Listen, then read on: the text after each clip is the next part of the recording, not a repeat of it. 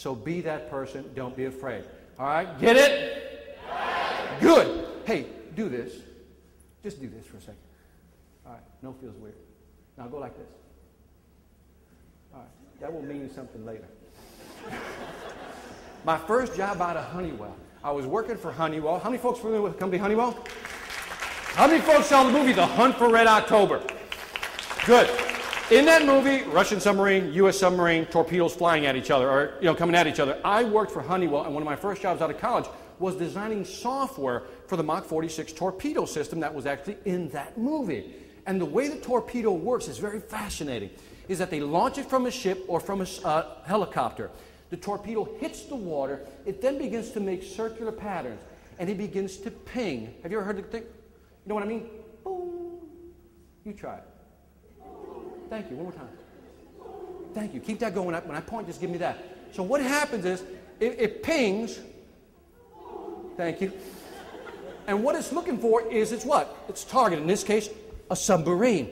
Now what happens is, when the torpedo feels that it's found its target, it will move off in that direction. For example, it will move off in this direction. It'll just circle, and then that's it right there. And as it gets closer, the sonar system that it has is actually bouncing a sound wave and getting some sort of silhouette of what the object is. And it's looking for what? The pattern of a submarine. So it gets closer, it pings.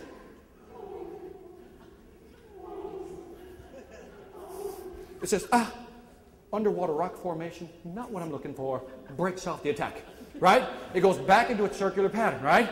Then it says,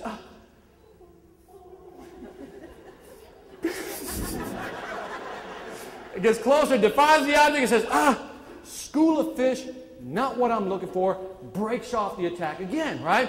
Now, it'll go after a whale. You don't want to hit a whale with a torpedo. That's overkill. Now, what happens, what's fascinating about this torpedo is that every time it goes after something, and it's not what it wants, it breaks off the attack. But it has something called artificial intelligence, which means this, that every time it goes after something, even though it's not the target, it learns from that experience. Are you with me on this? When it goes off in another direction, and it's not what it wants, it learns that much more. It learns so much so that it eventually finds and acquires its what? Target. I tell you that, and I love that analogy, because when I talk to college students, that's the analogy I use. Tell me if you haven't heard this statement. I don't know what I want to do. Right? It's like the mantra of freshmen. I don't know what I want to do. And what I've always encouraged them is to be like that torpedo. Because some of them are so paralyzed by not knowing what they want to do that they take no action at all. And so what I say, you're like the torpedo. You go after something, and if it's not what you want, it's okay to what? Change your mind and shift directions. Let me give you this number. It's a fascinating number. 78% of the population today is either unhappy or would rather be doing something else. 78% of the population is unhappy. How can that number be so high? I think I know why. They went after something, and when it wasn't what they wanted, what do you think they did? They compromised. They accepted it, and they just said, well, I'll just do this for a while. How many of us have heard this? Well, I'll just do this for a year. I don't really like it, but, maybe my boss will get hit by a truck or something, and we'll get new management. You know what I mean? What they do is they rationalize why they should stay there, because we've been conditioned that if you change your mind, you're fickle. You don't know what you want. You're not focused. But in reality, what are we always trying to do? Find our what? Because I believe that unless you're doing what you love, you cannot be successful. Would you agree with me on that? You cannot be truly successful unless you're doing what you want. I always get the question, Victor, how did you go from engineer to VP of sales? When I was an engineer, I did it because of the what? You think I'm that shallow that I would do it just for the money. Is that what you're saying? You were so right.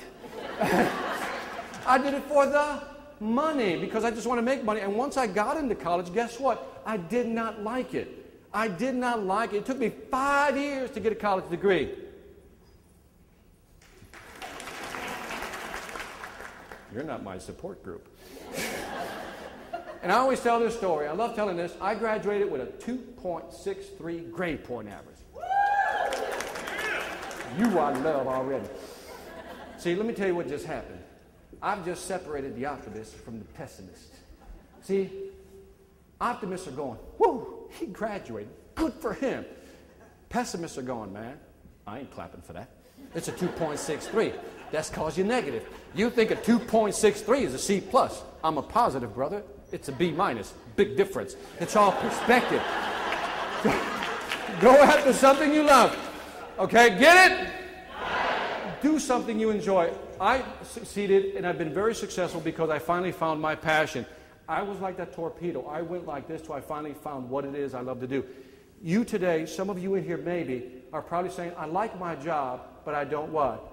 Love my job. The only way University of Phoenix can ever be truly successful with you is when you find your position within the company. Because right now, if you're not doing what you love, you are not operating at peak performance.